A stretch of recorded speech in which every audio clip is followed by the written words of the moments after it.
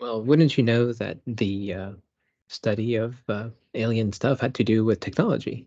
Of course, after a while, once we developed the necessary technology to make sense of exactly how big the universe is, the conversations about aliens and extraterrestrial beings becomes a very different matter, from people being kind of hyper focused on the moon being the closest celestial body next to us and the one that people had all their attention on.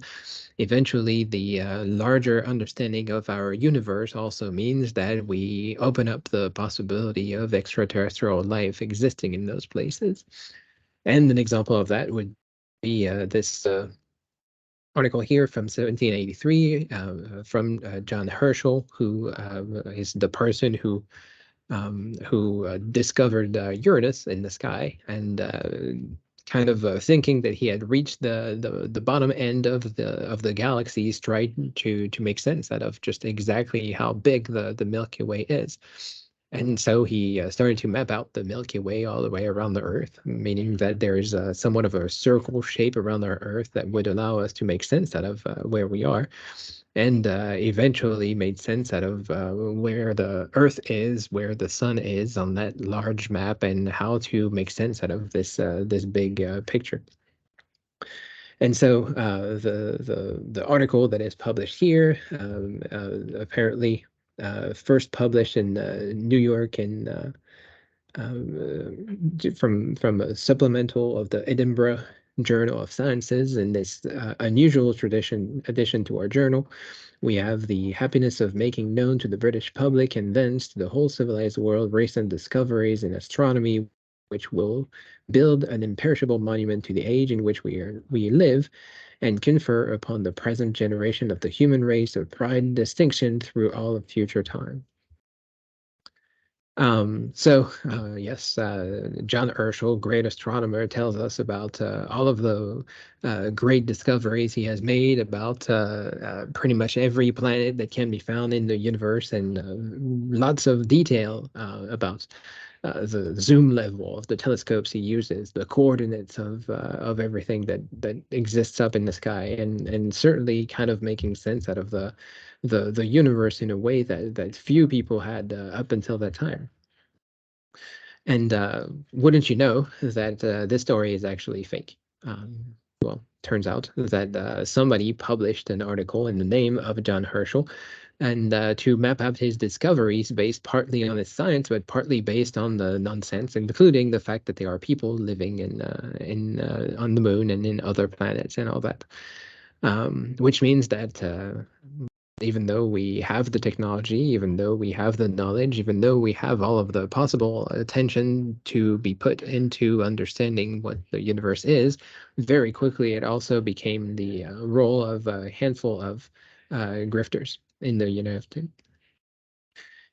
So it does take a little bit more time before we have a solid science of what is out there and exactly how this could consider the possibility of extraterrestrial life. And very early, as usually very prescient, Nikola Tesla pointed out that as of the late 20th century, sorry, the late 19th century, the radio technology that he was starting to experiment with could possibly be used to become a communication with the rest of the world. And one of his receivers that is placed in Colorado in Nob Hill was captivating signals, which Tesla thought was coming from extraterrestrial life. Now, well, chances are this is just a parasitic radio transmission that he just happened to have caught, because this is a budding technology, and obviously there are a million possible explanations for what that signal was. But as far as he was concerned, this might have been an alien transmission. And he points out in his journals, as throwing light on this point, I may mention that only recently an odd-looking gentleman called on me with one object of enlisting my services in the construction of world transmitters in some distant land. We have no money, he said, but carloads of solid gold, and we will give you a liberal amount. I told him I wanted to see first what will be done with my inventions in America, and this ended the interview. But I'm satisfied that some dark forces are at work, and as time goes on, the maintenance of continuous communication will be rendered more difficult. Again, well, it might be a little too much to call this person who visited Tesla a grifter, but somebody who had no money but a lot of gold was willing to pay Tesla for technology that would allow him to talk with the outside world. So obviously, the radio communication as a invisible way to pass on data was kind of opening up the larger possibility of talking about alien life. And it also made it possible for people pretty much everywhere to think about alien life in a way that very few could have pictured up until that point. You are probably familiar with this image from 1902 short film published in France based on Jules Verne's novel called From the Earth to the Moon, which described in the text the travel to the moon for the group of astronomers who are shot out of a cannon towards the moon. And well, this is the image that is pointing out to what happens here. On the moon, they meet lunar characters, creatures, bugs, really. That they are called Selenites. And of course, this is a theatrical representation, and a short one at that, from an early part of our cinema, of course. But this also is a thing that becomes more accessible for everyone rather than reading text or even making sense of whether John Herschel actually published an account of extraterrestrial life before anybody else at the time, without requiring the education or the knowledge of it. Just having these images made possible the thinking about space a lot more valuable. However, the most common way during that time for the technology to talk about aliens was a play such as this one, called The Message from Mars, that was kind of a big hit with theatrical troops. Again, late 19th century. Think of it as A Christmas Carol, except the ghosts are aliens who come to visit this person. We have, again, textual accounts. We have pictures of what that play was. There's a movie that was made in 1903 in New Zealand, very early on, to adapt this into a movie. However, that movie is lost, but later movies were made of that same play. This one from 1913, made in Britain. Typically understood as the first British sci-fi movie, showing exactly what these people from space are doing. So, like I said, this is kind of a Christmas Carol. So there's a very selfish man who refuses to go out with his family or with his fiance to a social event.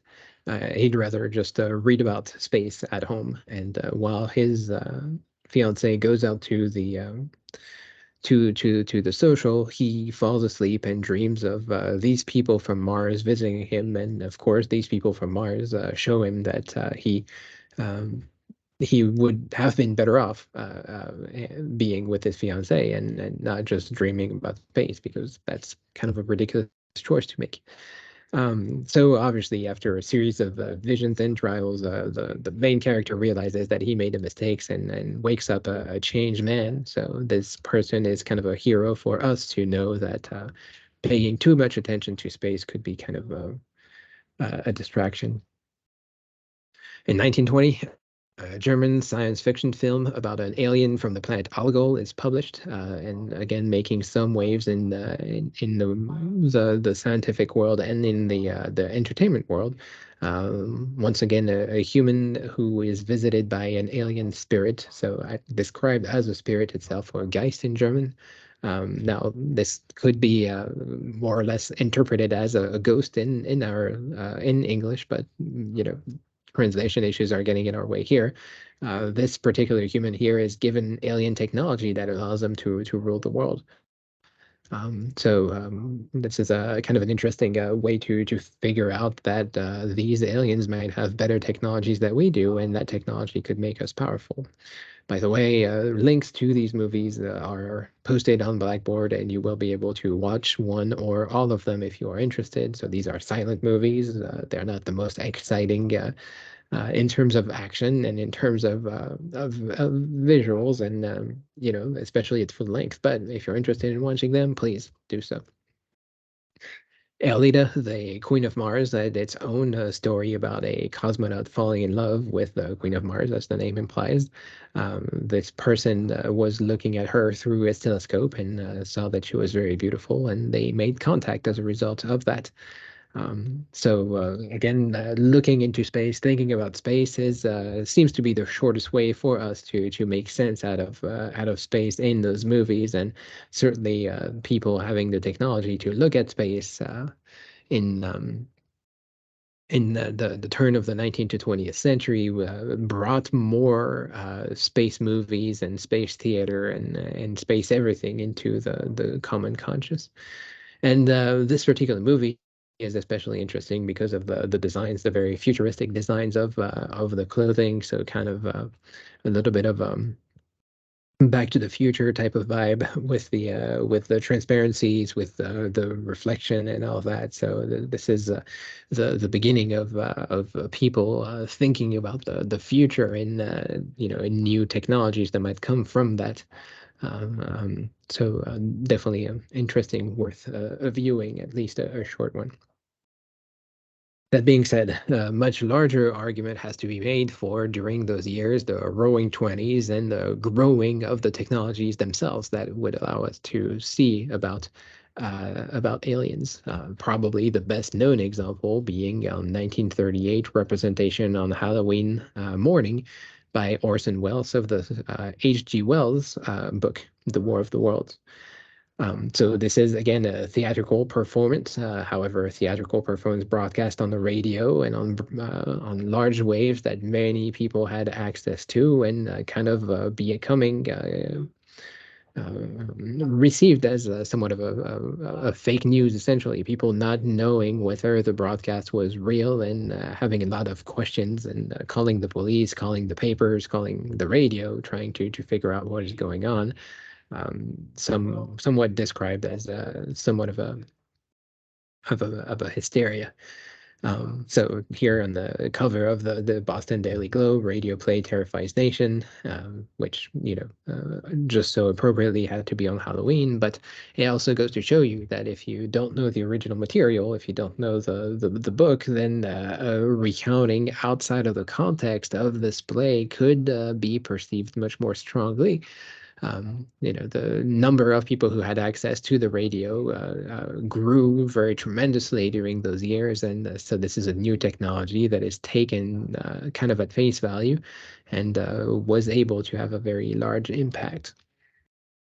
War of the Worlds, as a result, kind of developed this mythical dimension from existing in theater, from existing as a book, now existing on the radio, pretty soon existing in books, and very soon also illustrated books. Again, adding to these multiple ways to interact with the story, to get people to think about these ideas, and another element during those years being comic books, and certainly there was a comic book version of War of the Worlds.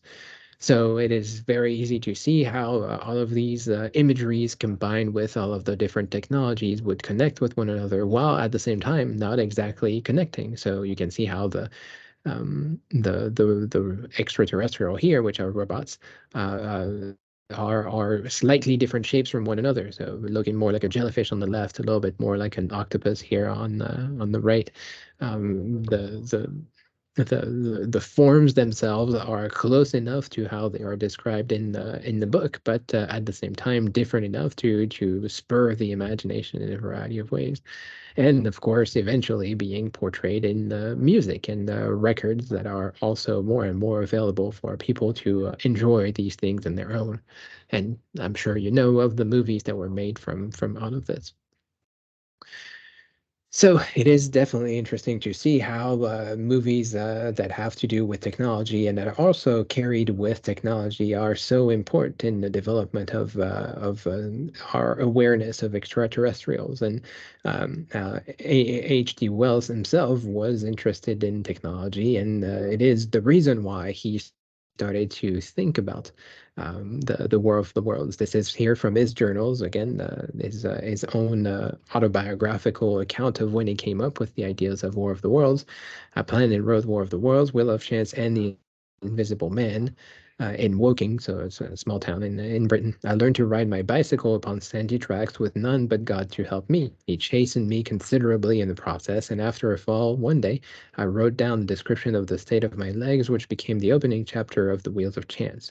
I rode wherever Mr. Hoopdrive rode in that story. So, using this brand new technology of the bicycle, which very few people had access to back in the day, H.G. Wells kind of was transported into a different universe, experiencing his city in a different way, and also becoming injured in a different way than he was before. So, all of these spurring his imagination and eventually leading to the creation of an alien movie. So, in a way, these technologies were alien to him, and he incorporated them much more strongly into our daily lives. Certainly, the 20th century provided a whole lot more opportunities to develop the genre relating to extraterrestrials, and especially with the amount of work that was done by people like Albert Einstein, who essentially made us review our entirety of our knowledge of physics, of biology, of many sciences, and also our knowledge of the universe itself. And Einstein remembers being exposed to thinking about the universe in this way. I remember that an uncle told me the Pythagorean theorem before the Holy Geometry booklet had come into my hands. And after much effort, I succeeded in quote unquote proving this theorem on the basis of the similarity of triangles.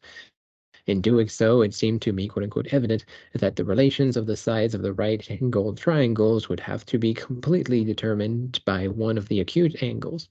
Only something which did not, in similar fashion, seem to be, quote unquote, evident appeared to me to be in need of any proof at all. And again, based on observation, based on technology, triangles and geometry, and not necessarily a new one was enough for Einstein to start thinking about science in ways that other people didn't, leading to the kind of knowledge that we know today. We talked about experimenting last week, and this is a way in which Einstein kind of experimented with this idea of angles and geometry.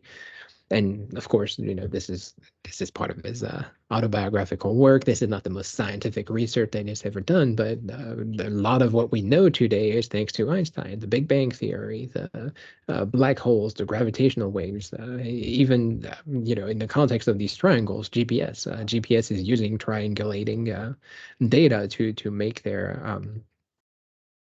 their location, and so this is entirely due to Einstein, and of course eventually the technology and the ideas that he put out become turned into the satellites that we know today, the supercomputer, etc. But it also goes to showing that these alien concepts, or even Earth, could also be an alien planet to a certain extent because of all these perspectives that we were just unaware of at the time.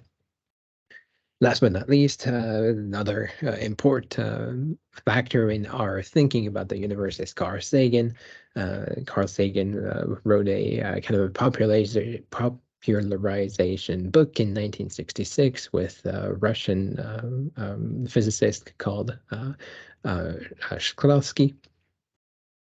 The general amount of work that was done following the World War II and following Einstein was magnified by many orders. So making sense of all of this science in a more popular way, and of course the the literature that was available also developed during that time. So being able to put this into the world was very important, developing Carl Sagan as an important public thinker and as making people a lot more aware of the universe around them. And Carl Sagan uses the example that we have mentioned before: Sumerians, Akkadians, Babylonians, Assyrians, and Persians. Thus, the Sumerian civilization is in many respects the ancestor of our own.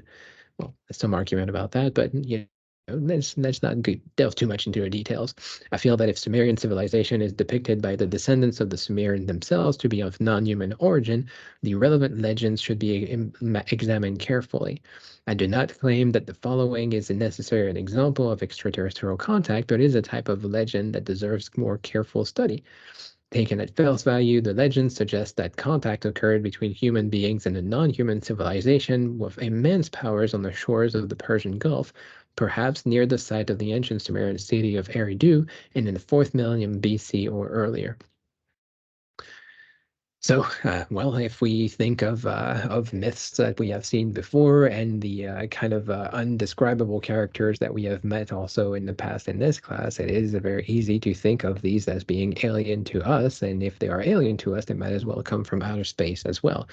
If they do, then perhaps each one of those myths could be a matter of alien technology. So important to see the evolution of the context of alien with the context of our technological discoveries.